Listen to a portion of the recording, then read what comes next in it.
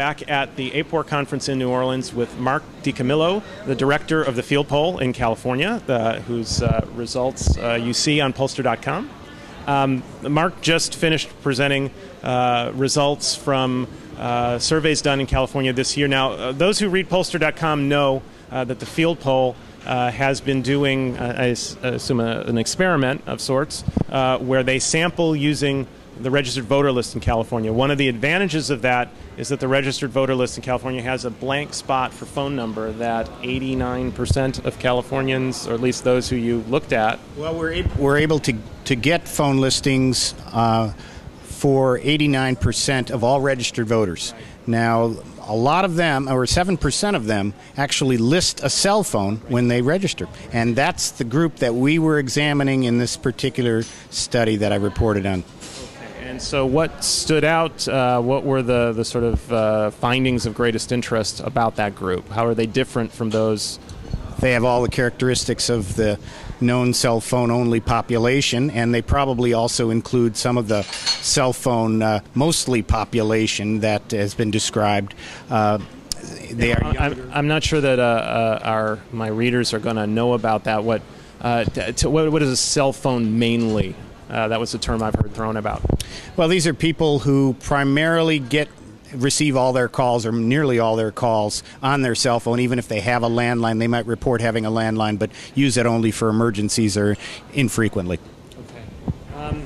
You reported on differences by voter registration, party registration, as self-reported by the respondents, and by ideology. How were those cell phone interviews different? The registration, actually, because it's an RBS sample, actually comes from the voter rolls. We don't even have to ask it. And so what is different is that the people who list cell phones are much more likely than the others who are on the list to be declined to state voters, which is the fastest growing segment of registered voters in California, and includes disproportionately more of the young people, the ethnic voters. It's the new mainstream of when you're looking at new voters in California, a big slug of them, over a third, are registering as declined to state, which in California is nonpartisan. Okay. And I know that you looked at, what was the percentage of these cell phone interviews that told you that they only had a cell phone and no wireless phone at home? A majority, I think it was 55%, did not have a landline.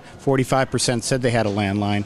But one other advantage of using the RBS sample is we have a name, and we know in advance that a name of the person in the house. Actual person, the voter.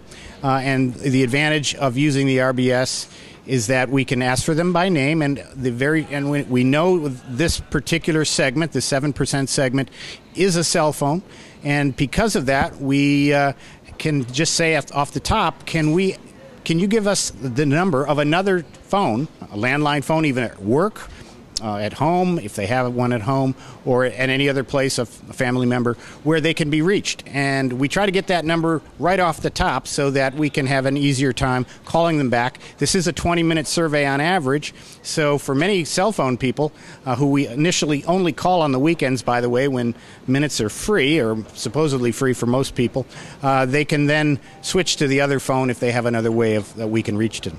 Okay. Last question, and I'm probably putting you on the spot here. Have you looked at what your results, whether your results would be different on the political questions that we care about, such as Clinton, Obama, or the Obama versus McCain race, if those cell phone only folks were excluded? Yeah, these surveys weren't all pre-election surveys. Several of them were health policy surveys where we interviewed random samples of registered voters. So no, we don't have enough cases. The sample sizes get to be relatively small, and the surveys were done over the course of a year. And some of the surveys, the political surveys, didn't even have the trend measure. But obviously we will look at that over the summer months as we get closer. But you look at the demographics of this population, it looks like it would favor Obama. It looks like you would get a few more Obama supporters than you would otherwise. Okay. Well, as we like to say here at AAPOR, more research is needed, but coming. Thank you, Mark. For pollster.com, this is Mark Blumenthal signing off for Friday.